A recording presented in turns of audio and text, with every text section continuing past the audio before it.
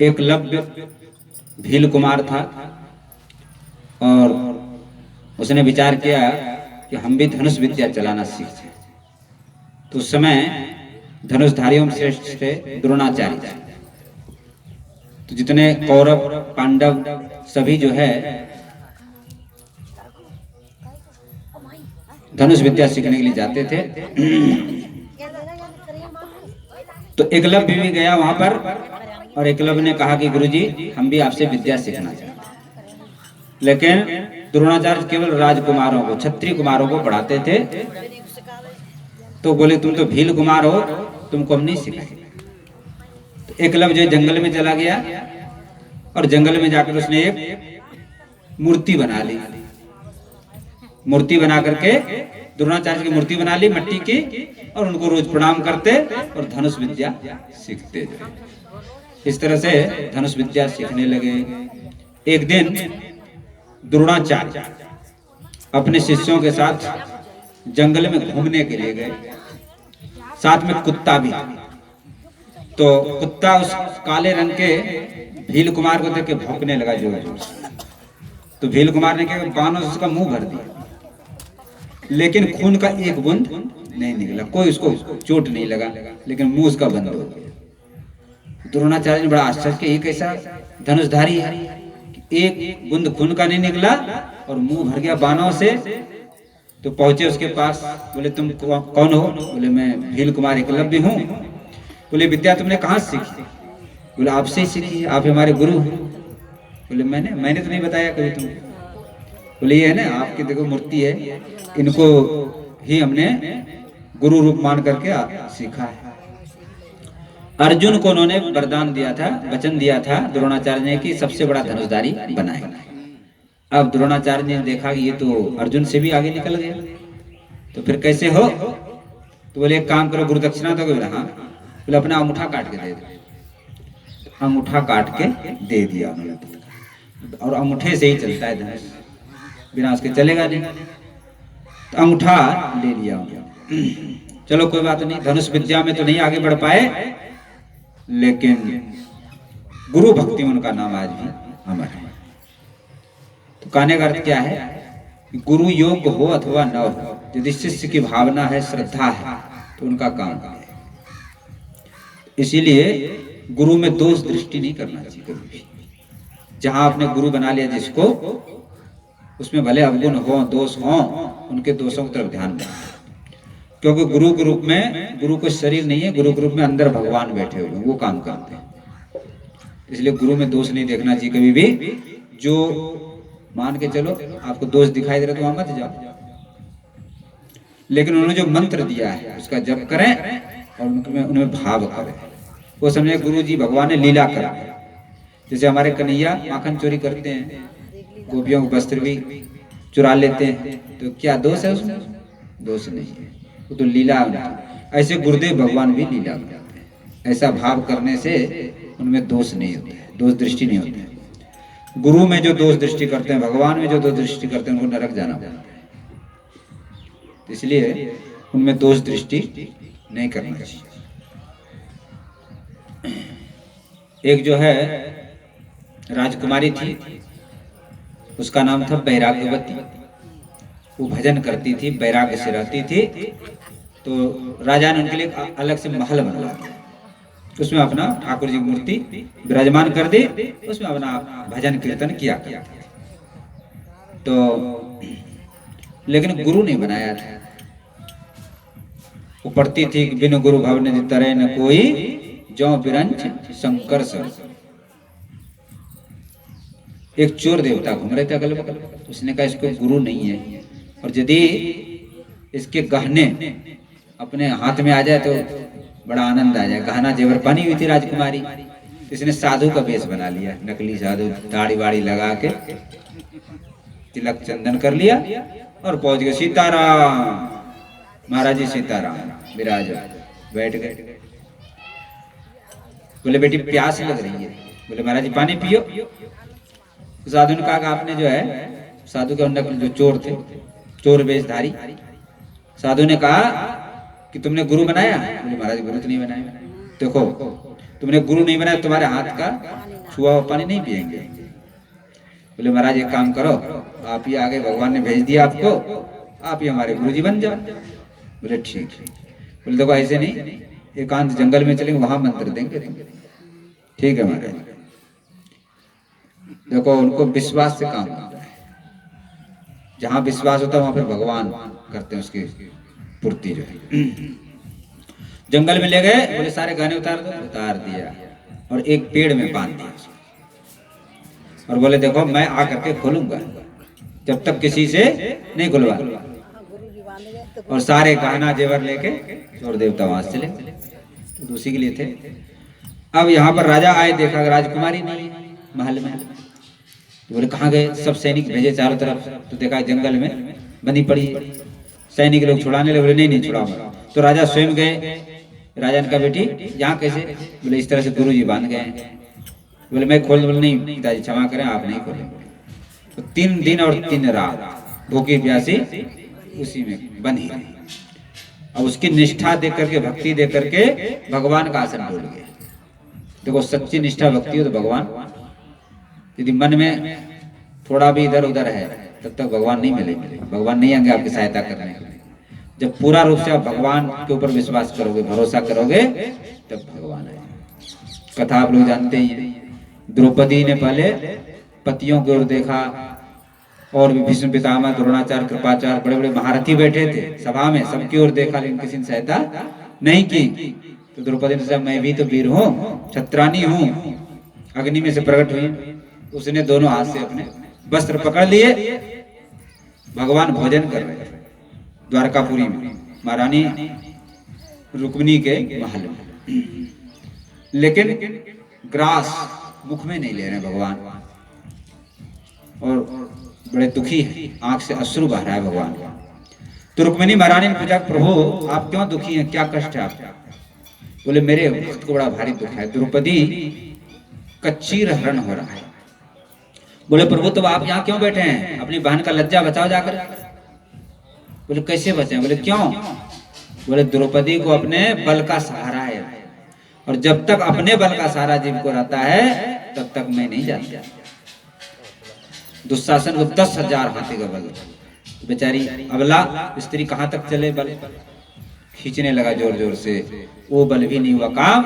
अंत में निर्बल के बल राम, द्रौपदी ने दोनों हाथ ऊपर उठा दिया, हे द्वारकाधीश, हे गोविंद, हे गोपाल, मेरी रक्षा करो, रक्षा करो। जैसे इतना कहना था महाराज, भगवान प्रकट हो गए और वस्त्र का रूप धारण किया।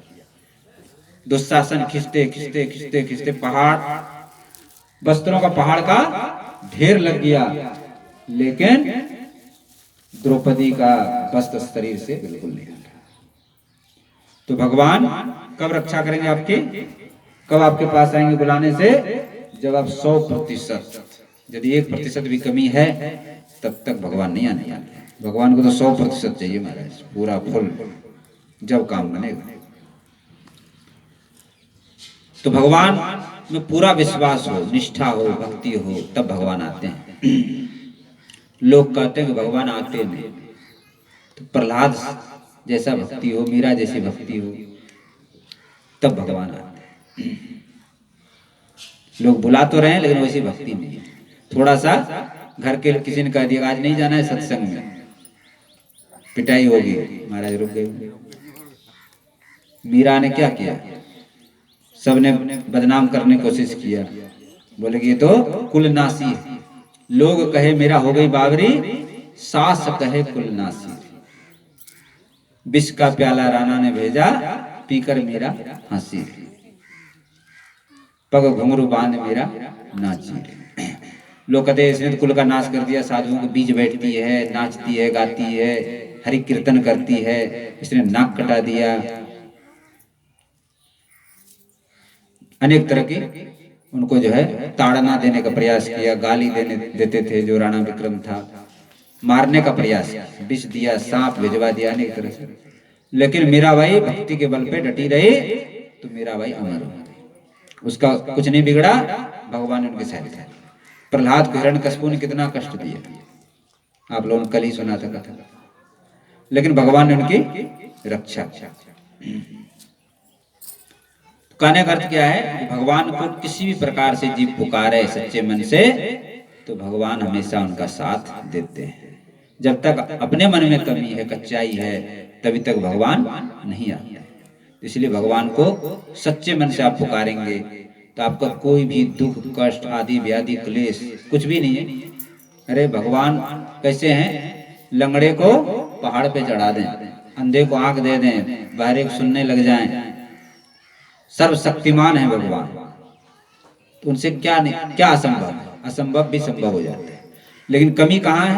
हमारी भक्ति में, इसलिए नहीं हो पा रहा। तो 3 दिन 3 रात भूखी प्यासी और राजकुमारी उसमें बंधी रही। भगवान का आसन टूट गया। बोले यदि मर जाती है तो हमारा नाम बदनाम होगा। तो भगवान ने नारद जी को भेजा, नारद जी जाओ उसका बंधन खोलो जाओ। नारद जी आए हरि कीर्तन करते हुए, बोले कि बेटी मेरे को भगवान ने भेजा, मैं नारद ऋषि। तो राजकुमार ने प्रणाम किया कि देव ऋषि आपको बार बार प्रणाम है, आपका स्वागत है, आज्ञा करें। बोले भगवान ने भेजा है तुम्हें खोलने के लिए। बोले प्रभु क्षमा करें, आप तुम्हारे गुरुदेव के समान हैं, लेकिन हमारे जो गुरुदेव कहा गए हैं कि मैं ही आके खोलूंगा तो वही खोलेंगे, आप कष्ट न करें। नारद जी गए, बोले प्रभु ऐसे भगवान स्वयं आए। भगवान ने कहा बेटी तुम्हारे भक्ति से प्रसन्न होकर के, निष्ठा से प्रसन्न होकर के मैं दर्शन देने आया हूं, और मेरे दर्शन का फल है मुक्ति। अब मैं तुमको बंधन मुक्त करता। बोले प्रभु क्षमा करें, आप हमारे तो गुरु जी ही खोलेंगे आगे। अब इसकी निष्ठा देखो। तो भगवान ने कहा नारद जी चोर को देखो कहाँ है, खोजो उसको, उसी को लाओ पकड़ के। तो गए तो चोर के दूसरी जगह लगा रहा था अपना चोरी का हिसाब किताब। तो ले आए, बोले चलो भगवान ने बुलाओ। तो कांपने लगा, तो शायद अब तो जाने का समय हो गया। हाँ बोले चलो, पकड़ के लाए। बोले बंधन खोलो, खोल दिया। तो राजकुमारी ने क्या कहा, पहले उनको हाँ एक बात रह गई बीच में। भगवान ने कहा पहले चोर आने से पहले, भगवान ने कहा देखो वो साधु नहीं है, संत नहीं, तुम्हारे गुरु नहीं है, वो तो चोर है, तुम्हारा गाना जबर ले गए। बोले महाराज कोई भी हो, हमारा तो भाव उनके प्रति गुरु का, हमारे लिए तो गुरु है। और यदि ये भाव नहीं तो फिर आप क्यों आए? आप इसलिए तो आए। तो गुरु जी को प्रणाम किया, और जब भगवान का दर्शन हुआ, भक्त का दर्शन हुआ, तो चोर की बुद्धि नहीं बदलेगी, उसका भी बुद्धि बदल गया, वो भी भक्त हो गया। तो गुरु जी के चरणों में प्रणाम किया और कहा गुरु गोविंद दोनों खड़े, काको लागू पान, बलिहारी गुरुदेव की, जिन गोविंद दियो दिखा। इस तरह से गुरु जी का पार महिमा है। दूसरी कथा एक ब्राह्मणी थी, तो नारद जी ने उनको दीक्षित कर दिया। नारद जी आए तो ब्राह्मणी का भोजन कर लो महाराज, पानी पी लो। बोले देखो तुमने गुरु बनाया? बोले नहीं मानी। बोले तुम्हारे हाथ से ना तो भोजन खा सकते ना पानी पी सकते। बोले महाराज तुम ही बन जाओ गुरु। बना लिया। बोले देखो अब गुरु तो मंत्र दे दिया और दूसरे को नहीं छूना किसी। ब्राह्मण देवता बाहर गए थे, आगे लौट कर तो दूर से भोजन रख दे, दूर से पानी रख दे, दूर से बात कर। तो ब्राह्मण देवता बोले ये तुमको क्या हो, दूर से ही बात करती हो? बोले महाराज आप बिना गुरु के हैं, हमारे गुरु जी की आज्ञा। तो बोले हमें भी भैया बना लो, गुरु बनवा दो, एक जैसे हो जाएंगे, फिर ये झंझट खत्म हो, कब तक चलेगा। तो नारद जी का स्मरण किया, नारद जी आ गए। तो नारद जी ने कहा ठीक है, गंगा जी पास में, गंगा जी नहा गया, मंत्र देंगे तुमको। चल दिए पंडित जी। रास्ते में एक मिल गए, अरे पंडित जी कहाँ जा रहे हो? जैसे हमारे पंडित जी हैं। पंडित जी कहाँ जा रहे हो? बोले गंगा नहाने जा रहा हूँ, आज गुरु जी आए ना, मंत्र लेना है। अरे भाई आज शनिचर है यार, कोई शुभ मुहूर्त में, तुम पंडित हो, शुभ मुहूर्त में जो है मंत्र लेना चाहिए। हाँ फिर आगे चल दिए उन्होंने, बोले कि ये तो बोलते रहते हैं। आगे चल दिए, दूसरे बोले पंडित जी कहाँ जा रहे हो? गंगा नहाने जा रहा हूँ, गुरु जी आए ना मंत्र से चाल लेना। अरे अमावस है भाई, आज पूर्णमासिक लेना चाहिए। बहुत से लोग कहते हैं कि गुरु पूर्णिमा को लेना चाहिए। मंत्र लेने में, शुभ काम करने में देर नहीं। आजकल लोग क्या करते हैं, शुभ काम करने में देर करते हैं और अशुभ काम को तत्काल कर लेते हैं, उल्टा काम। तो महाराज इस तरह उनका दिमाग घूम गया। जब 2-4 लोगों ने कहा तो दिमाग घूम गया, लौट के चले आए। बोले गुरुजी मुहूर्त शुभ नहीं है, फिर आगे आप आना, किसी शुभ मुहूर्त में जब लेंगे। अब गुरुजी नारद जी जानते हैं भ्रमण में रमता जो बतावने गए तो गए, फिर कहाँ पे लौट के। अब इधर मर गए तो हाथी जाग बन गया एक राजा किया। लेकिन पतिव्रता स्त्री थी, तो उसने जब पति का उद्धार नहीं हो रहा है तो उस स्त्री ने फिर राजा के यहाँ राजकुमारी को जन्म लिया। फिर नारद जी को स्मरण किया तो नारद जी ने उस हाथी के कान में मार दिया, तब उसका उद्धार। तो ये है गुरु मंत्र की ये महिमा है। ऐसे अनेक कहानियां हैं, जितना कहा जाए उतना बहुत।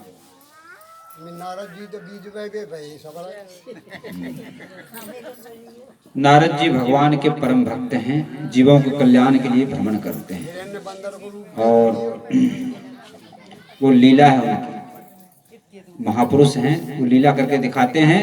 यदि स्त्री के पीछे भागोगे तुम्हारी ये दुर्दशा होगी।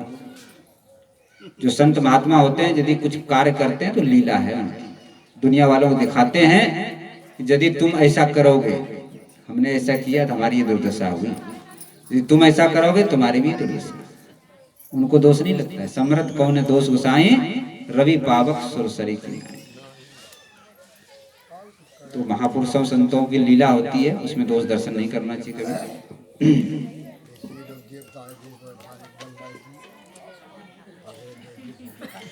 तो गुरुदेव भगवान के पास सब काम होता है।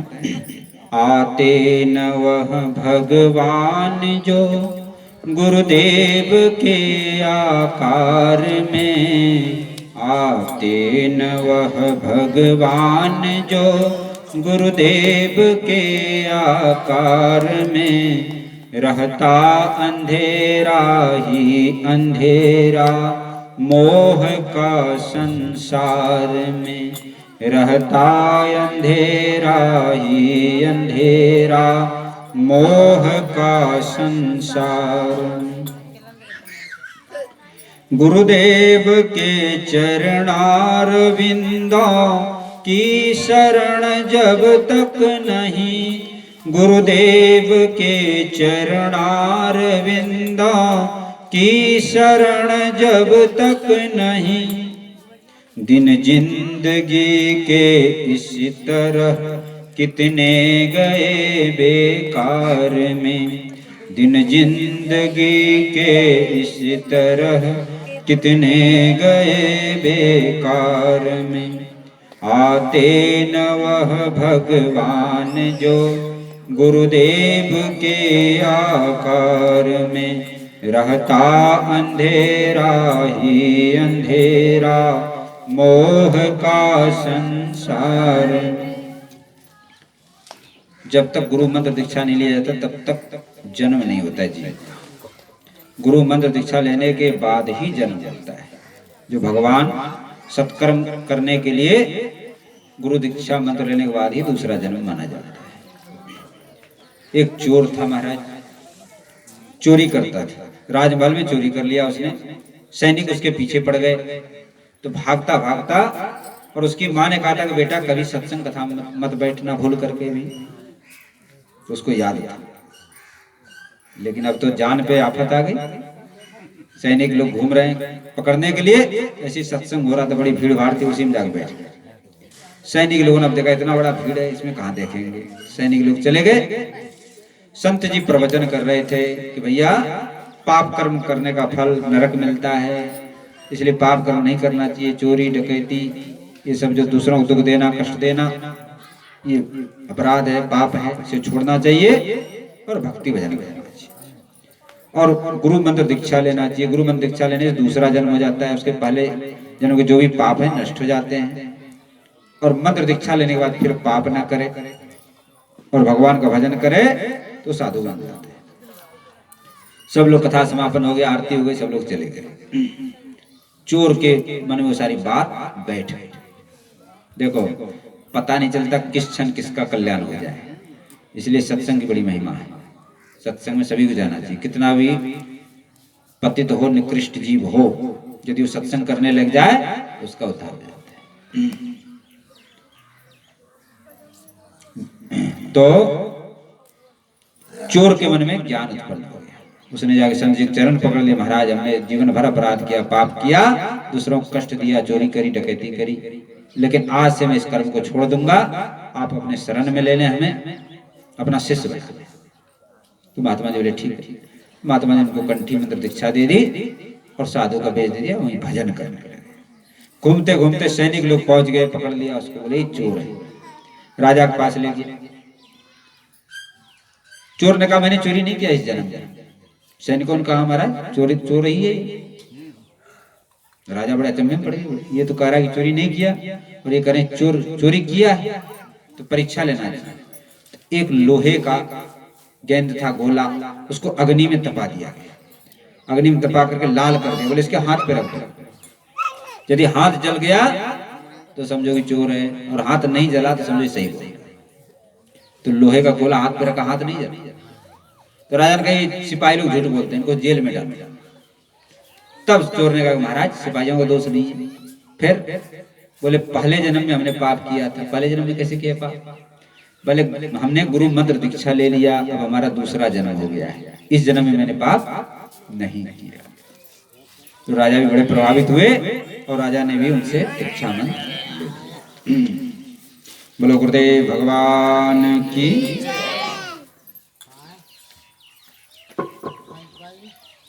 शेष प्रसंग कल नाम की महिमा और सत्संग से क्या लाभ है, गृहस्थ में रह करके जीव का कल्याण कैसे हो सकता है, इस विषय में चर्चा करेंगे कल के सत्संग में।